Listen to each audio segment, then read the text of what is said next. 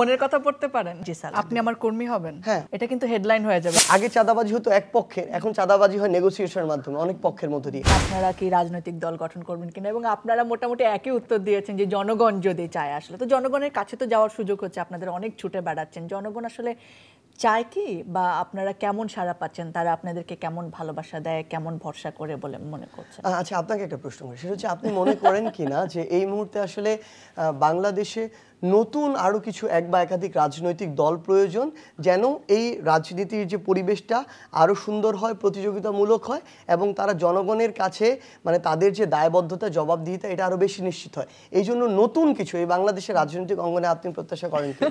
আপনার সাথে যখন আমি অতিথি হিসেবে যাব তখন উত্তর না, এখানে আমি জানি, আমি এটা খুব ভালো করে জানি যে হয়তো আজকে আপনি যেহেতু উপস্থাপনা করছেন এই খাতিরে বলছেন না, কিন্তু মনে মনে আপনি অলরেডি বলেই ফেলেছেন যে চাই।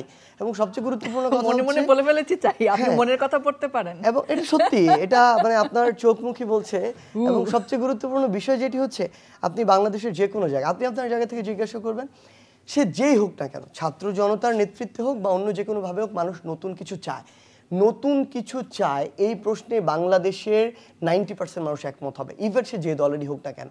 কারণ সবচেয়ে গুরুত্বপূর্ণ যে কারণটি হচ্ছে, এবং হতাশাও মনে এই জায়গায় মানুষ ভাবছে যে নতুন কিছু তো হচ্ছে না, আগের সব ব্যবস্থায় আসলে ঘুরপাক খাচ্ছে। আগে আওয়ামী লীগ ছিল, এর জায়গায় এখন অন্য দল চাঁদা নিচ্ছে।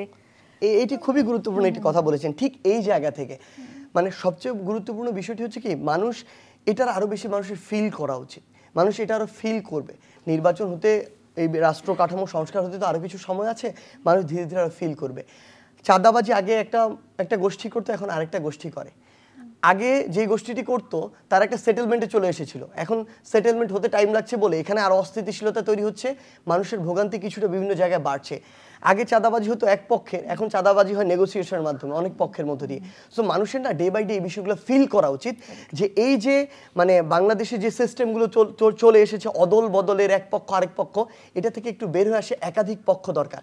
আমি একদম আমার জায়গা থেকে স্পষ্ট করে একটা স্টেটমেন্ট দিয়েছি, এই যে বিভিন্ন জায়গায় বলা হচ্ছে -1 -2, এগুলো বাংলাদেশ আর ডিমান্ড করে না, বাংলাদেশের মানুষ এগুলো চিন্তাই করে না।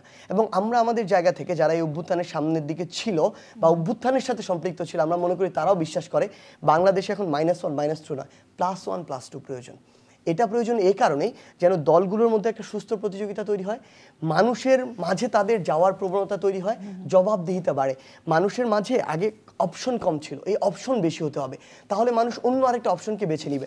এবং আমি আমার জায়গা থেকে আরেক ধাপ এগিয়ে আপনাকে তাহলে একটা স্টেটমেন্ট দিই, সেটা হচ্ছে আমার জায়গা থেকে ব্যক্তিগতভাবে আমি বিশ্বাস করি, যেই ছাত্র জনতা এই বিবেকবোধটুকু আছে যে শেখ হাসিনা একটা ফ্যাসিস্ট সরকার ছিল, জনগণকে দমন করেছে, নির্যাতন করেছে, এর বিরুদ্ধে আমার জীবন দিয়ে হলেও নামতে হবে, আমার সরাতে হবে, এই বিবেকবোধ সম্পন্ন, দেশ নিয়ে ভাবা, মানুষ নিয়ে ভাবা ছাত্র জনতার সমন্বয় বাংলাদেশে এই নির্বাচনের পূর্বেই একটি রাজনৈতিক শক্তি প্রয়োজন।